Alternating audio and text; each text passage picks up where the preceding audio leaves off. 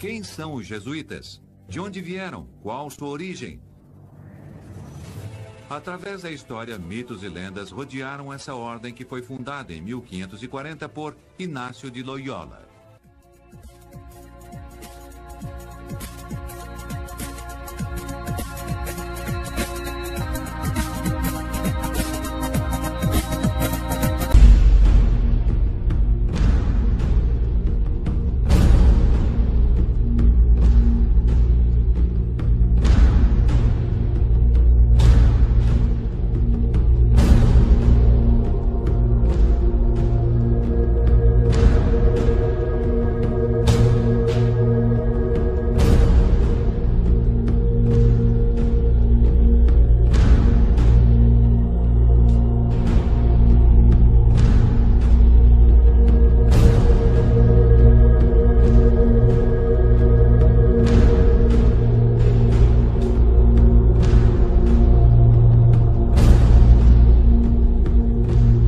Francisco integra uma ordem religiosa com quase 5 séculos de história que foi fundamental na colonização do Brasil, os jesuítas, conhecidos como os soldados do Papa.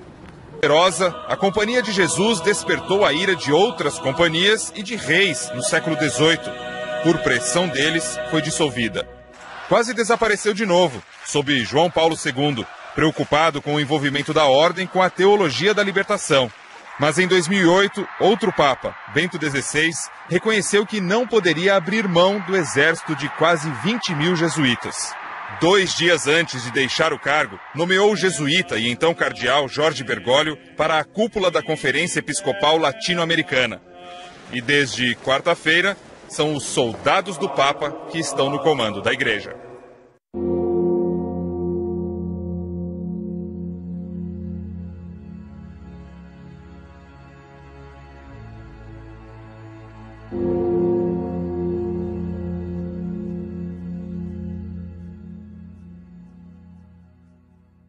Fundados com uma inovação que não eram monges mendicantes, e sim como se fosse o braço armado de um exército que estão à frente da batalha. Há um quarto voto que os jesuítas fazem ao concluírem sua formação, que é a da obediência ao Papa nas missões. Toda vez que o Papa, diretamente ou através de nossos superiores, deseja nos dar uma missão, um encargo, uma tarefa à companhia, nós devemos estar bem preparados para obedecer, sem fazer perguntas, sermos imediatos e tentarmos fazer com o nosso coração o que o Papa pede. Por essa lealdade incondicional ao Papa, foram chamados soldados de Deus. As suas aulas passaram personalidades tão importantes como Descartes, Fidel Castro, Calderón de la Barca, Cervantes, entre outros. Atualmente, é a maior ordem religiosa católica masculina, com mais de 17 mil membros entre sacerdotes, estudantes e irmãos. Educam quase 3 milhões de alunos no mundo. Meninas, meninos, sabem que aquele que caminha sem deixar pegadas não serve para nada. Em meio a crises e escândalos no Vaticano, depois da renúncia de Bento XVI em março de 2013, Bergoglio tem novas esperanças de substituir o Papa, graças à sua imagem renovada. Depois de várias votações, aparece na sacada, transformando-se em Francisco, o primeiro Papa jesuíta da história. No século XII, o arcebispo católico Malaquias de Armagh, hoje conhecido como São Malaquias, entrou em transe. E viu uma fila de reinos papais a partir de Celestino II, o pontífice que reinava naquela época. Os nomeou e os identificou com um lema, desde o primeiro até o último, com bastante exatidão. O último era o número 112. Depois dele, seria o fim. Bento XVI era o Papa 111.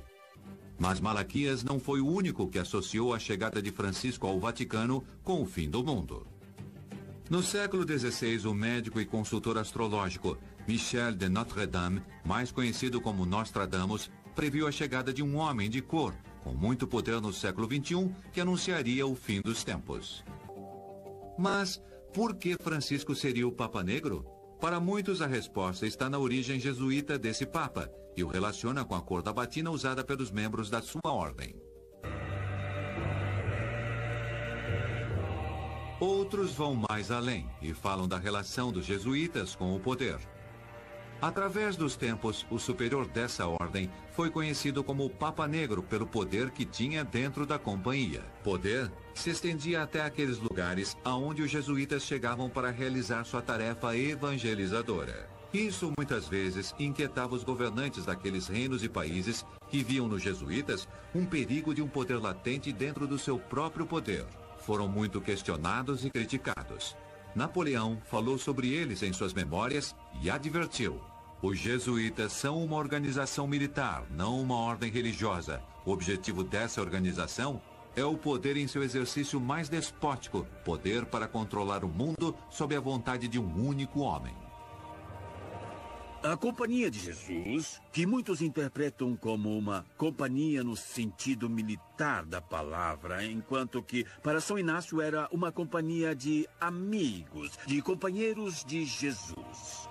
Hoje, um jesuíta está à frente da Igreja Católica. Francisco é o líder espiritual de 1,2 bilhão de fiéis no mundo inteiro.